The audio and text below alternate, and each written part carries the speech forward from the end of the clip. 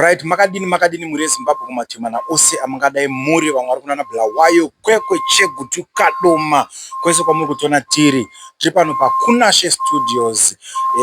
Sezvo tine chirongwa chatauya nacho tiri pano paMutare General Hospital apo tauya namai Moyo kana kuti Dorcas Moyo, semuimbi wegospel, ari kuti aiwa inini ndakabva kukomborerwa, ndakagamuchidzwa zvandakagamuchidzwa, asi handidyi ndega, ndine vandinorangarirawo vanova mafanzi vanoteerera mimhanzi music yamai Moyo. Vakati aiwazve regai ndive nemablankets, mabed cover nenyama yekuti amukanwa mungangodaroka makushatirira makuvavira panodoka nyama kekutsengerera vari muhospital.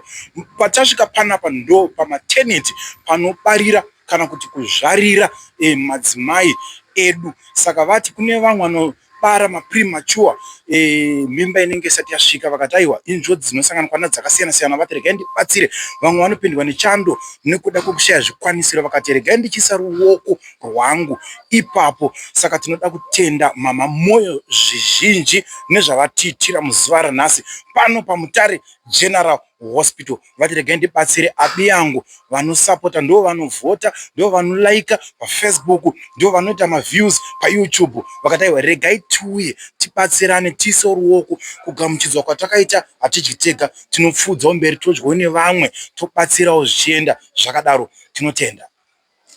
Titende Mwari pamangwanani ano, patitende tiri pano toda kutenda election yekutitambira pamaita. Tauya takamirirawo boka reDorcas Moyo Music. Tiri vaimbi venziyo dzechitendero vari panava nevanonzi Dorcas Moyo wacho nemhuri yavo yese yamuri kuona iri panapa nehama dzedu dzemedia fraternity. Chikonzero chatisvitsa pano ndechekuti takaona zvakakodzera kuti chitendero chakanaka ndechekurangarirawo vamwe vanenge variwo in ministry.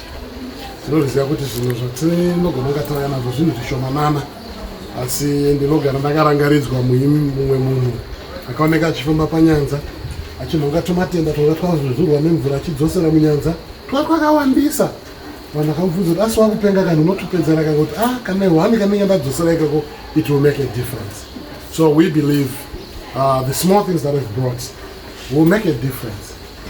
Chishuwo chedu ndechekuti dai Mwari vaititendera vachigonesa tatsvaga zvakawandisa zvekuti tibatsire chipatara chedu. Izvi tazviita nekuti tinoremekedza basa renyu ramuri kuitawo. Dai taigonawo kubata majekiseni ekubaya taiti umwe musi taimbouya todaro, zvino hatizvikwanisewo. Zvatakkwanisawo zvinhu zvidiki zviri panapa izvi. It's not a secret kuti makaona kuti takaropafadzwa neimwe nzira. Saka isusu we are not a dead sea yekuti tinongoti zvinhu zvapinda matiri zvinoperera ipapo. Takafunza kuti aiwa mari zvavatirangarirawo yatitsvagewo kuti tingarangarirawo vamwe zvakaita sazvino.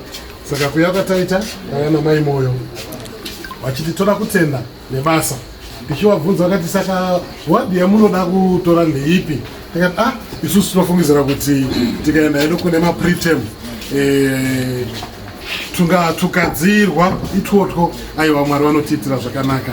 Saka ndosaka maona tauya pano, tauya nemagumbezi ari pano, tauya nemamosquito nets, tauya nemacover bed kana mabed spreads zviri panapa zvatauya nazvo. Uyewo tazozivawo kuti zvikadawo paurwerewo mumwe mukanwa munombozoshapa. Zvinombodiwa kuti petangopfuura nepano vakangokwangurawo zuva rimwero zvine zvazvinobatsirawo.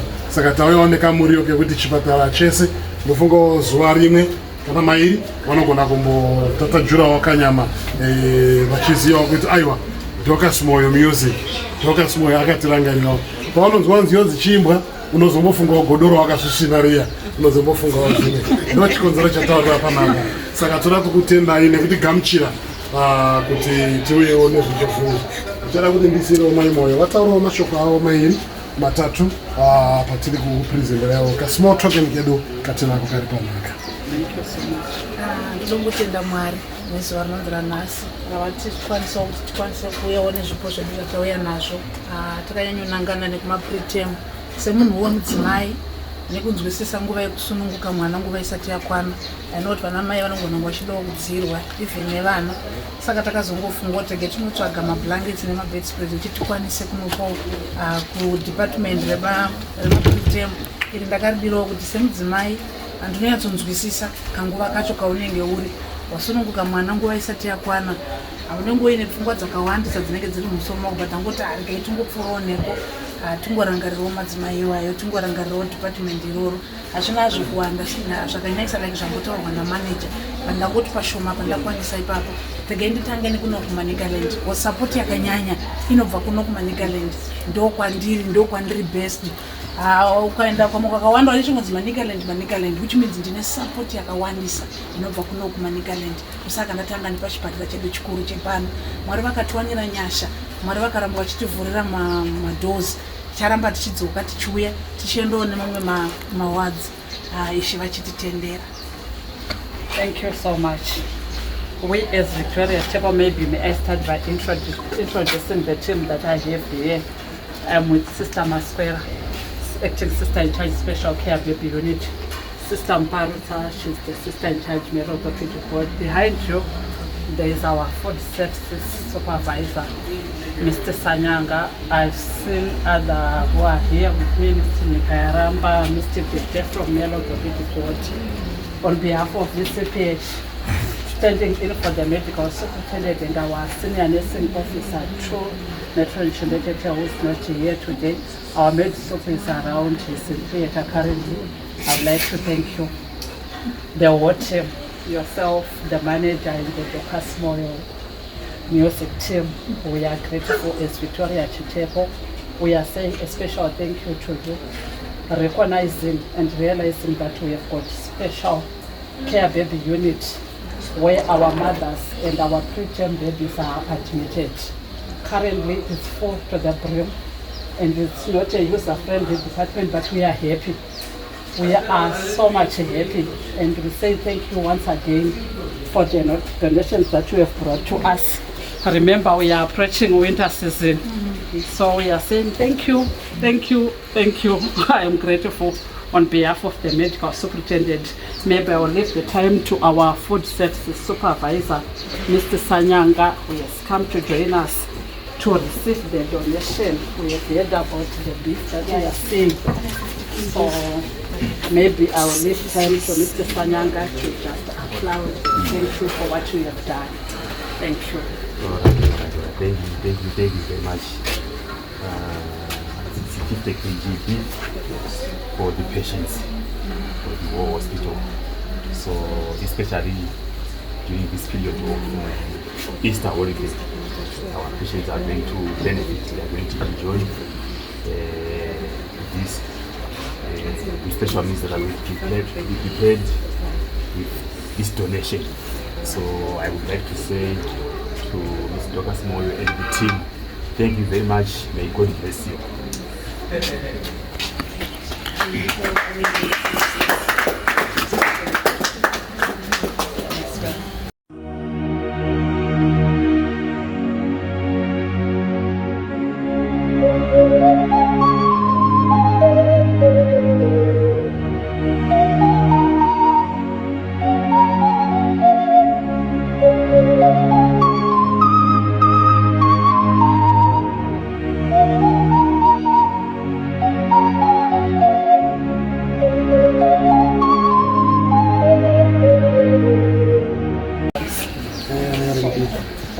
We admit severely preterm babies, and the survival rate is very high.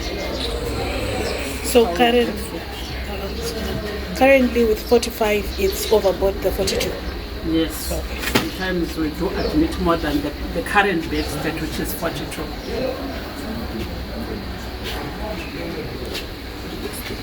Yeah, I think the members of the media fraternity can throw in 2-3 questions should you have any. So maybe Sister Maspera will then respond because she's the one who is manning and the matron for maternity. Okay. Are you receiving support a lot for this unit? Yeah. Yes, we are receiving a lot of support. Recently we received donations from SDA. They gave us Pampers, Vaseline Spirit, we are getting a lot of support from the community.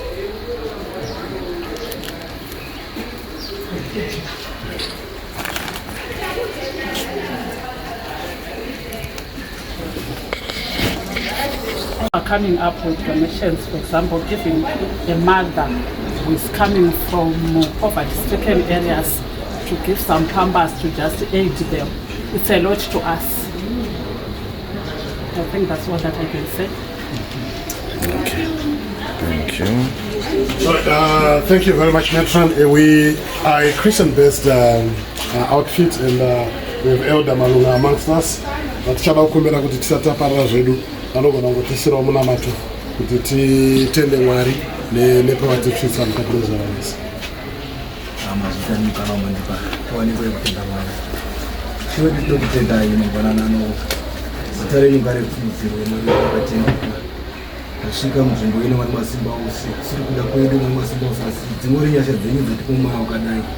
Zita renyu ngarikudzirwe Mwari Masimba Ose nenzvimbo ino yatiri kurangarira Mwari Masimba Ose, zvezvo makatirangarirawo tirangarire vamwe. Tinokutendai nemukana wakadai Mwari Masimba Ose. Tinonamata Mwari, dai zvaramba zvichingodaro, murambe muchirikwafadza. Zviende mberi Mwari Masimba Ose. Kubwinya kwenyu kuoneke Mwari Masimba Ose matiri. Chirapatara chino Mwari ndinonamata kunyange nevamadzimai ari pano nevana ivavo, kunyange mama wadzi kune vari kurwara, tikutaura zita raJesu Kristu Mwari. Vanhu vose ngavaporeswe. Chishuwiro chedu Mwari Masimba Ose kuti mumwe nemumwe apore Mwari Masimba Ose. Zvimuitire zvakanaka.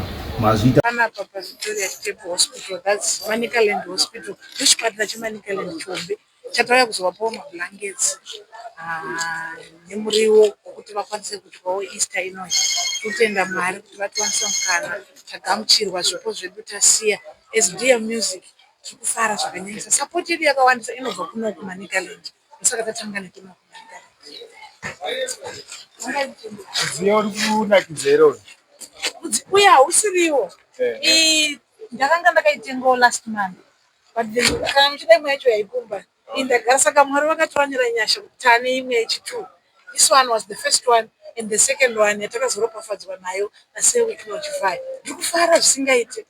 Ndogona kuti mwe mutoro Mwari.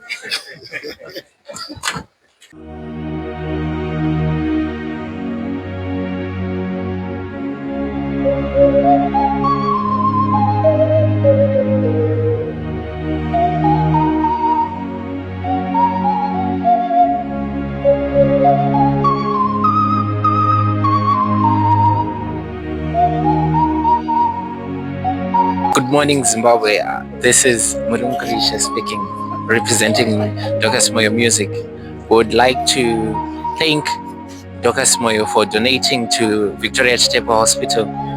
She donated a few blankets, you see them in the video, blankets, meat, some mosquito nets to the premature ward, which normally supports 42 people, and yet it is occupied by 45 people. We would like to thank Zimbabwe for supporting Manicaland, especially for supporting us, and we would like also to keep supporting our fans. As you can see, we all know that we received a lump sum of money, and it is only right for us to give it back to the community that has given us the rise to stardom. Thank you very much, Manicaland, and this is to you.